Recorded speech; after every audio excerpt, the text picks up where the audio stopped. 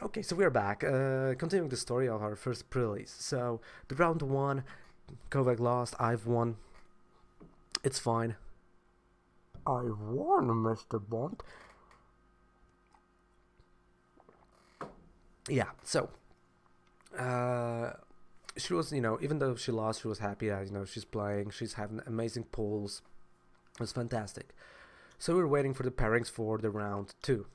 And we were playing at table 9.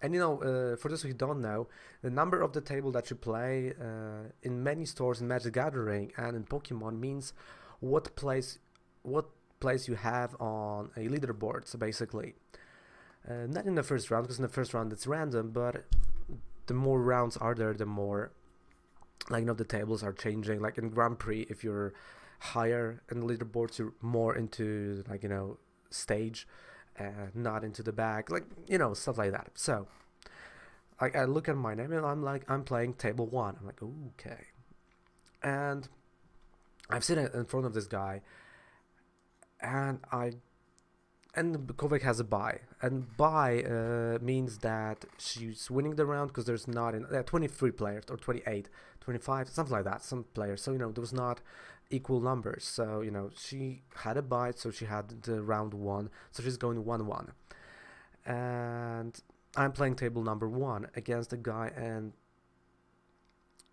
guy is or was national champion. So it is intimidating at this point as hell. And I look at the guy, and all the whole energy is like, like that. And his posture, everything is so intimidating. I'm like, oh fuck, I am dead. I am super dead. But he's fantastic. I have to say, like, the guy is fantastic. We started chatting, before round starts, we're shuffling our decks. Fantastic chat. I've asked him about the decks. I've asked him about how the league works, because I didn't know at that time how everything works, and he was great. Like, fantastic talk. We're still friends, so that's cool. And first round, second round is about to start. Handshake, and I told him the story that how cool the handshake is, because normally you don't see that happening in Magic the Gathering. So I'm like, oh, this is so cool, and he was like, wow, really, and I tell him the story. So we talked about a little bit about that. We wait till everyone is ready. Bam, round 2. My Kovac is standing right here. She's left to me. We're table number 1. Pressure is on. Raven has to win. Look at my first hand. Look at my active Pokemon, and okay, it's Gulpin. Okay, so I can stall the game. And my idea, because I haven't had no clue what I'm gonna do with the deck, and at this time when I played the Gulpin, and the guy was like, "Oh God, it's a stall game." I'm like, bingo! I can make a stall game. I can stall the games because I have Mr. Mime, and there's no choice band. There's nothing I can, there's no damage modifier and on the pre-release, of this particular set. I know the Hustle Belt, but no one pulled that. So before you're gonna, destroy me in the comments, no one pulled any modifiers whatsoever on our pre-release. There were a few Rayquazas, few Mr. Mimes, but no one pulled the modifier of the damage. That's why I'm saying that. So, the round starts. The guy's like, "Oh yeah, this is going to be a stall game." I'm like, "Oh right." So we are 50 minutes into the first round, and I'm digging. I'm digging through my deck. No, I have a Swampert right now on the bench, and I'm digging for the Mr. Mime. I'm digging. He is digging for he tells me he has no idea what is he digging for. So we are both at 1 prize left, 15 minutes into the game. And the plan was, if I would top deck Mr. Mime, because I had Swampert and it was 10-20 damage of getting KO'd, and I had no bench, but I have enough energy to retreat him. So the plan was, if I'm gonna top deck Mr. Mime,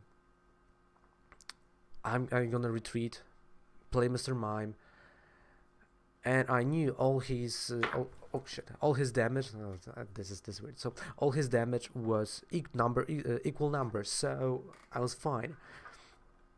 He passes the turn. And it's like, okay, if you have Mr. Mime, like, a round is yours. I look at the cards. I'm like, okay. And what I do when I need a top deck, like, because sometimes, when there's a game when either you have the card or not, like, it all comes down to one card.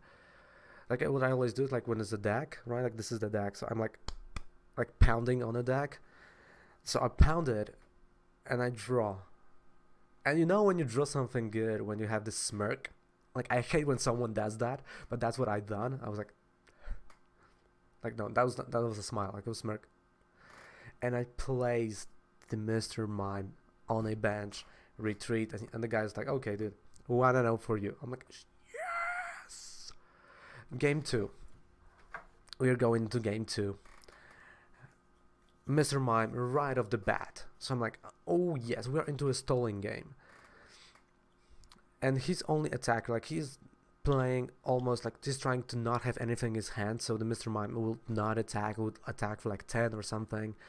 And he's playing the guy that, I don't remember the Pokemon that he played, but like dealing 30 damage only per turn to me.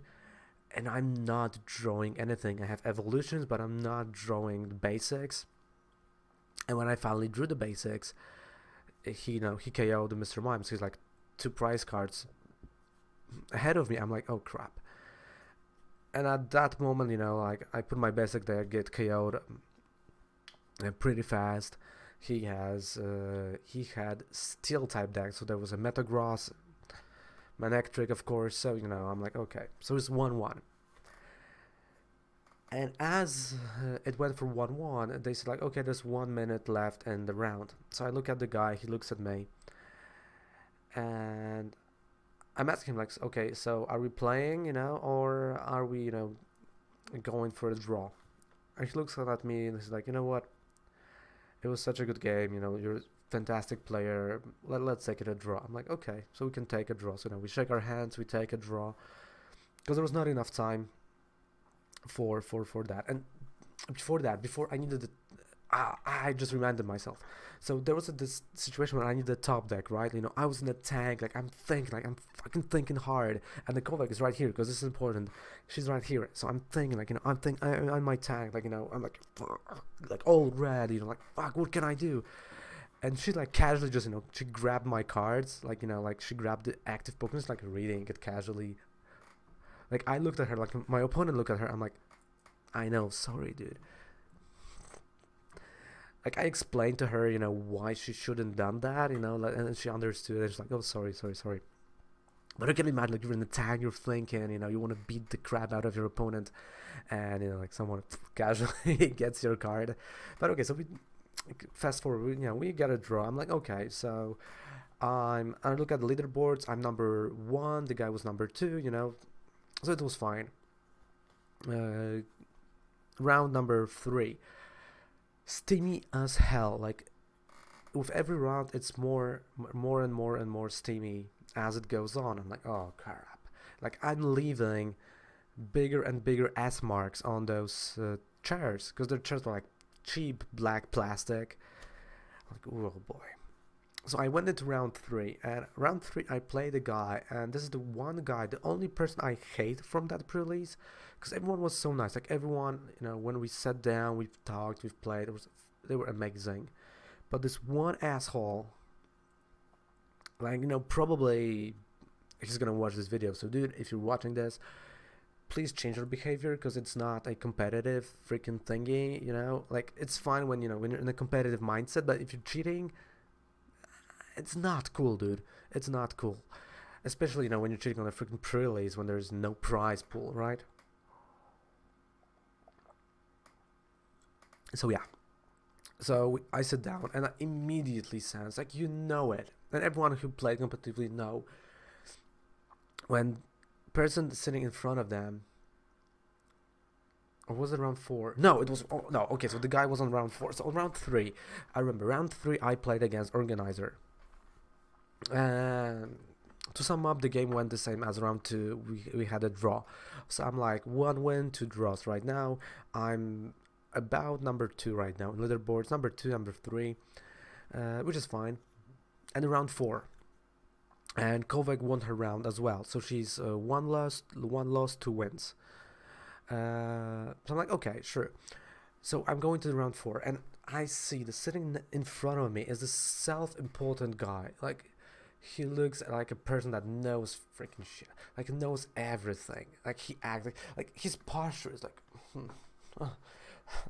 when he's giving me his deck to shuffle it, he was like he was looking at the pleb, and he's like, take it.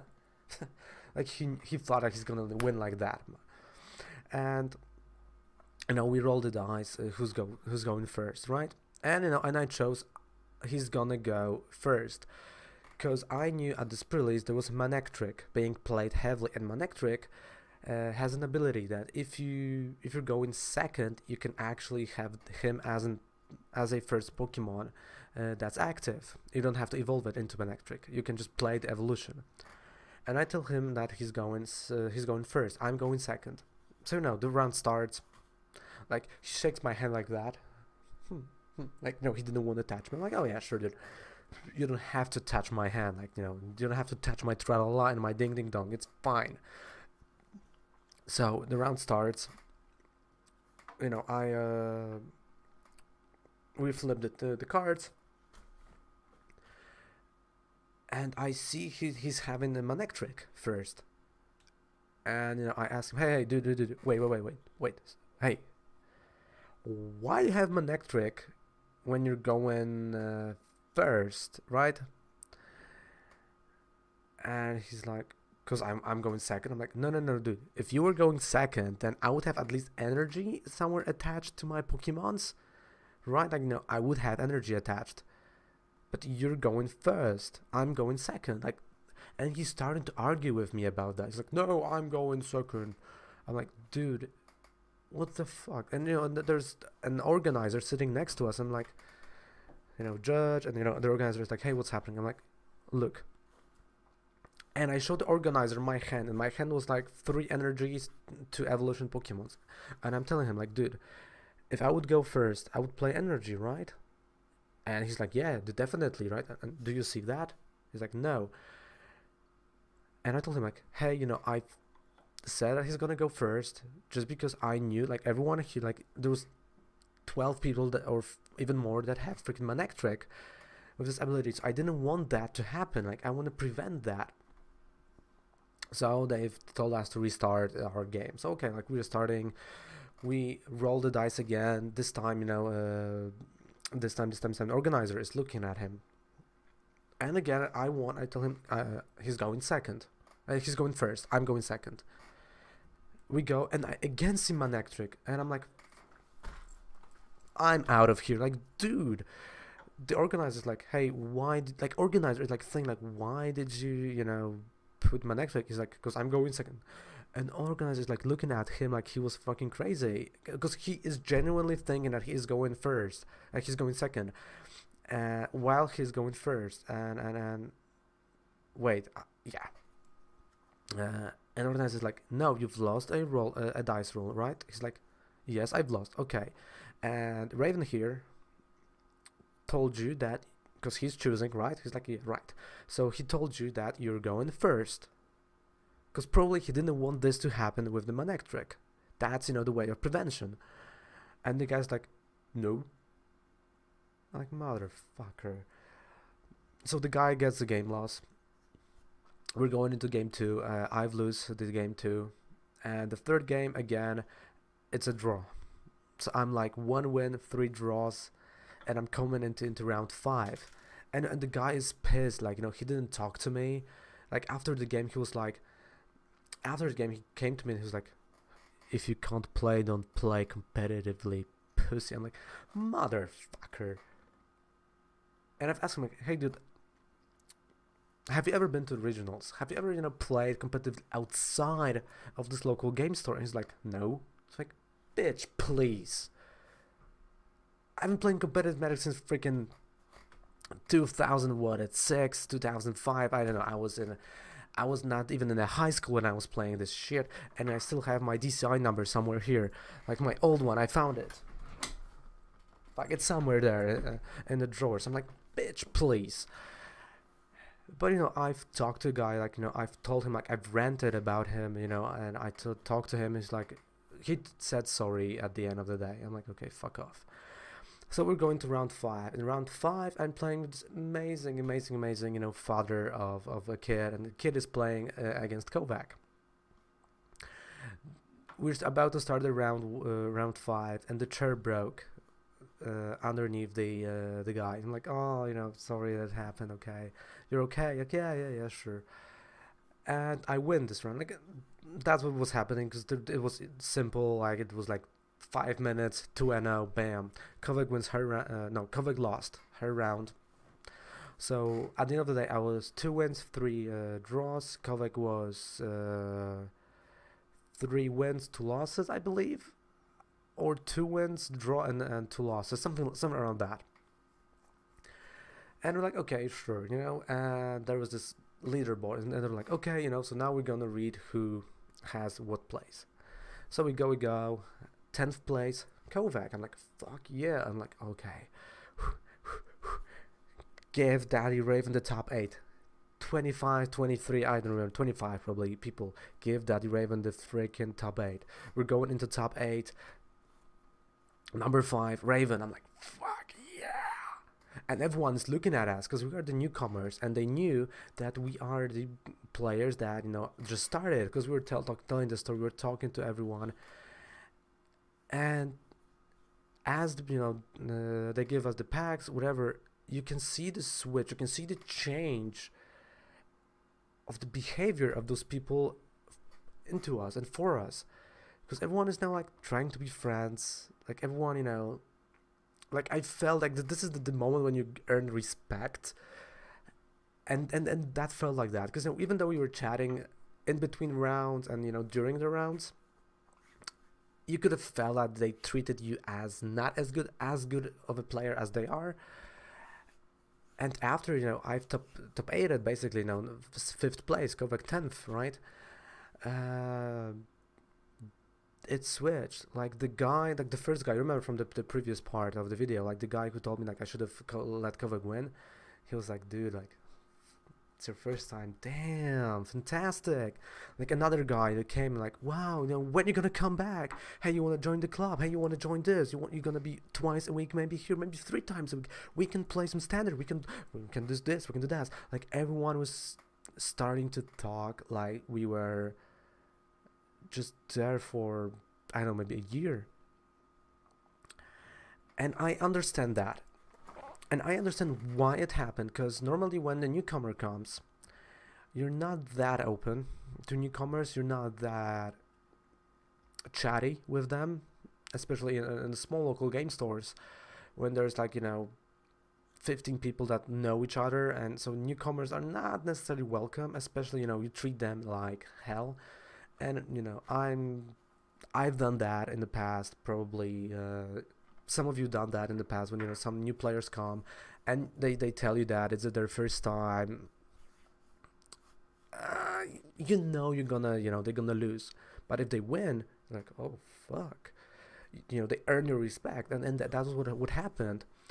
And so I understand why it changed, and it's fantastic. And all those people, oh yeah, because I had to say that, because there were like 10 people that were also newcomers. They were like this one girl, and they suck. Like they sucked at Pokemon. Like really, they were really bad. But it was fun. Like it was fun. They wanted to have fun, and they've had. Like I've chatted with those people. Kovac chatted with those people. So we all had fun at the end of the day, and that was matter. Even though I am programmed for winning, I am programmed to crush my opponents and enemies. I still had in the back of my head, this is for fun. So like, chat with the person, have some laugh in between rounds, or when you're shuffling a deck, you can have a nice conversation. And that's what happened. Like, even I was playing on the table number 1 during my second round, like, we still had amazing conversations. I was playing organized, like, during our game. We were laughing so loud that the whole store her as, and it was fantastic. It was fabulous. Kovac done the same thing, and that's important.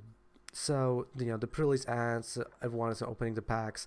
We bought some other products, and you can see even the store owner is like, "Wow, I want you to come back here. I want you to be there again, because you're really good players." The players, the actual players, and the organizer were like, "Fuck, guys, like you're really cool. Like we thought that you're gonna be like somewhere at the bottom. Like you dude, like who the fuck are you? Like you top 8 at it. You're 5 out of 23 people. In the 5-round tournament. They were like, they were impressed, and that's how some friendships were born. So that's my story of the first pre-release, basically. So we've came as a newcomers, we've came as the noobs, we came as underdogs, you can say, huh? And we went out as a part of something bigger. We went back home knowing that we're gonna have fantastic memories. We are part of something bigger. We are part of the community.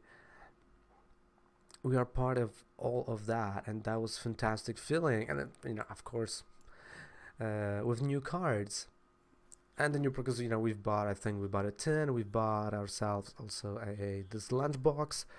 The lunchbox that are, was that Pikachu on that, or Recurem, or whatever. So that. And and it was really cool, and I can't wait to in 3 weeks to play Lost Thunder pre-release there. I really can't wait for that. In Krakow, in Dragonus, fantastic place, and hope, like ideally this is gonna be the last pre-release for me there, because there are a few people with me starting a new league in one of the game stores that's closer to me. It's like 15-minute drive by car, which is enormous chance I'll be able to play on weekly basis all the tournaments, leagues, wherever it's coming. We'll be able to play with Kovac, so we're gonna become even better players, hopefully, even though I'm playing a crap ton of with you guys, and I love you. And you can have 5% discount on Professor Oak down there below. Hey, yeah, so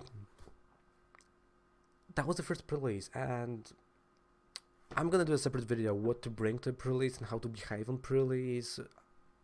It's like a tutorial and a guide for a pre-release for you guys, so don't worry, like next week or in 2 weeks time, because today is 2nd of October, so from the time of recording that, I'm gonna make the video for you, so you'll have the best experience possible on the pre-release.